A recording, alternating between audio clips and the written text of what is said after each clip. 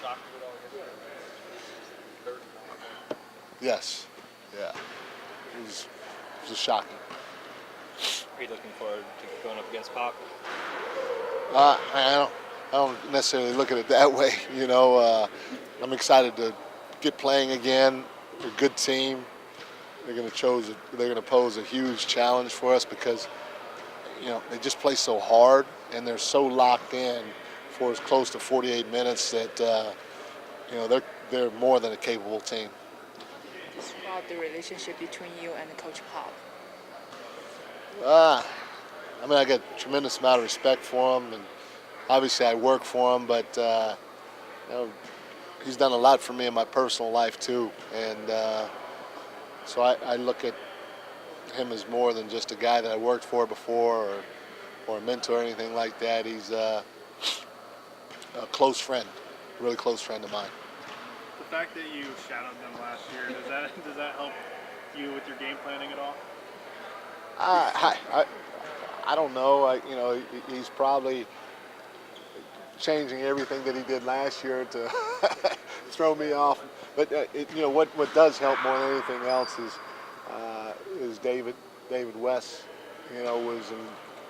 Was with those guys last year every day at every practice, every meeting, and so he's been really helpful. He was helpful for us in the last game we played out there. Had a lot of input, and at the end of the day, with me being around most of them for the course of the year, I got a little bit of a feel for them, but it's a little bit different team too. What did you learn during that time last year? You've coached a lot and done a lot of great things, but were there new things that you picked up? It's a lot of it has to do with I felt that I learned is not necessarily X's and O's. You can learn X's and O's from anybody, and Pop's a great X and O guy. And yes, I learned X's and O's, but what I was most interested in was last time I was an assistant in San Antonio was 2003. That was the last time I was around him. And then 13 years later, I'm back. And so to see how he has evolved with today's player and how he coaches today's player was for me a very interesting experience and a learning experience, because I'm going to contradict myself because he's not the same, but he is. I'm sorry, he's not the same, but he is the same. And so to see his evolution and how he handles a lot of the same stuff that we did back in the day, how he coaches or teaches it, how he communicates with players, how he runs his practices, and so on and so forth, was an eye-opening experience for me. Mike, obviously Parker's a tough loss for them, but what do you think of Patty Mills, and what does he bring, sort of the challenges he presents? He can shoot from range. The biggest thing that he does, he moves so well without the ball, so you can never relax on him. If he has the ball in his hands, you got to make sure you stay connected, because if you don't, he's knocking down a three. If he gives the ball up, if you take a breath like, oh my gosh, he's like the Energizer Bunny Rabbit, I get to rest for a second. Next thing you know, boom, he's taking off, he's relocating behind the three-point line, and it's another made three. So, that guy, his juice or his motor is second to none, in my opinion, in this league, and that poses a huge threat because of his ability to shoot the ball from range very well. It's a pretty good fit for what they do, doesn't it? Awesome fit. It's a great fit for him, but just importantly, it's a great fit for them. He is a great fit for them. Mike, can you talk about the Spurs' extended stretch of dominance? It's been almost 20 years now that they've been, dominant team in the West. Can you talk about just, how that's happened, really? If you think about it, there's been one common denominator.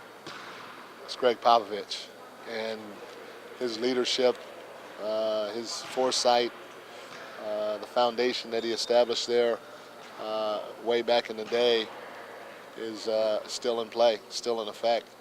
And it'll be that way for sure the whole time he's there. And you got a guy like RC that has been there forever too, and you got some other guys that are part of that program. There's a good chance that it'll carry on after him too, after Pop leaves.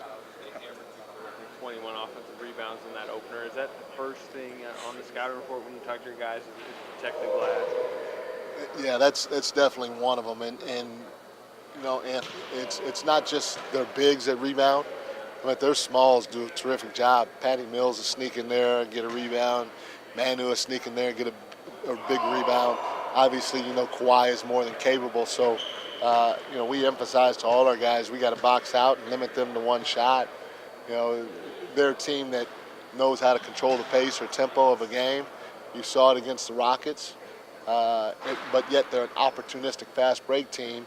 And one of the few ways that they do control tempo is by offensive rebounding. They get 2-3 offensive rebounds in a possession. They're going to score one of those times.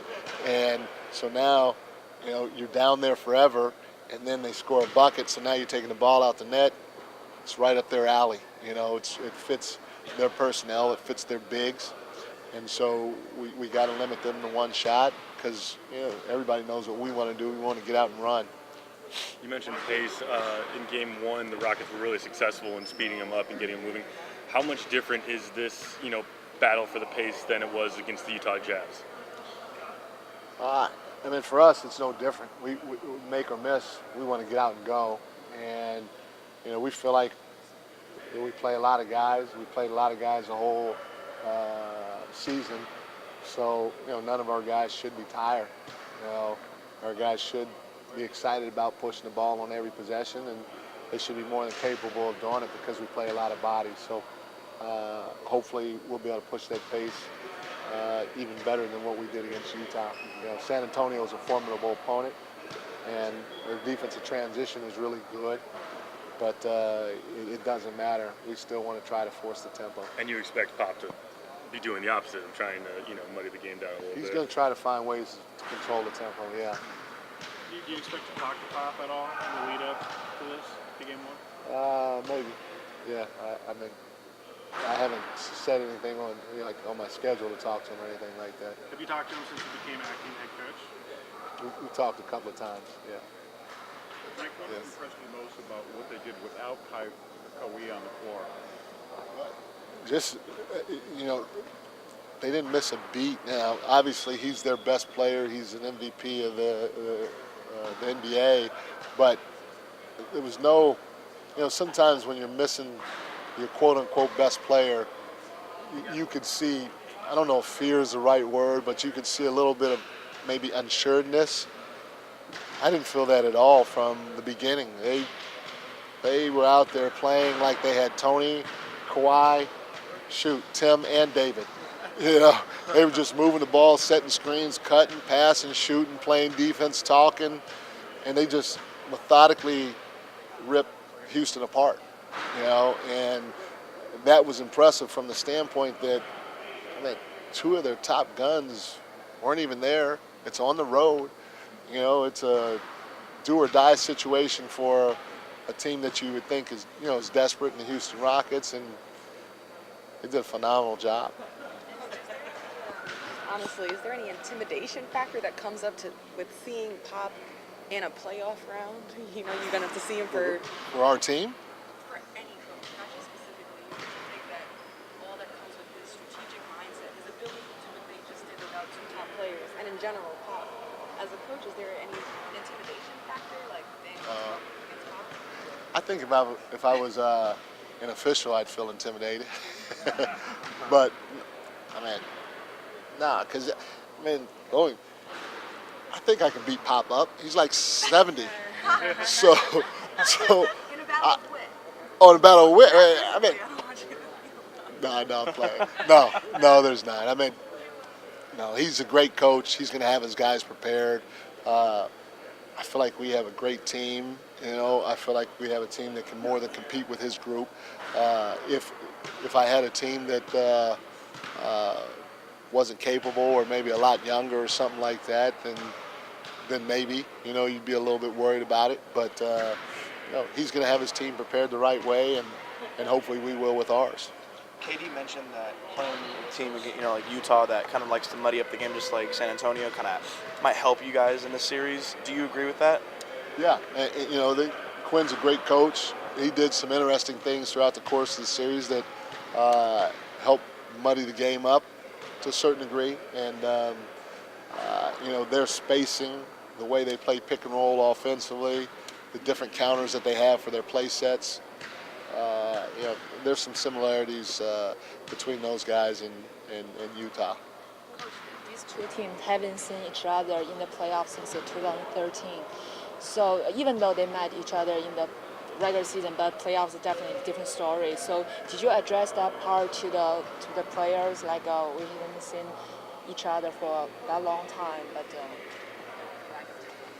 No, because I don't think most of the guys were here in 2013. I mean, maybe Steph was a younger version of himself and Clay, but maybe I don't even know. Draymond might have been here, but there were a lot of guys that weren't here, and so we basically just talked about, you know, how we played against them this year and the games that they played this year against whoever.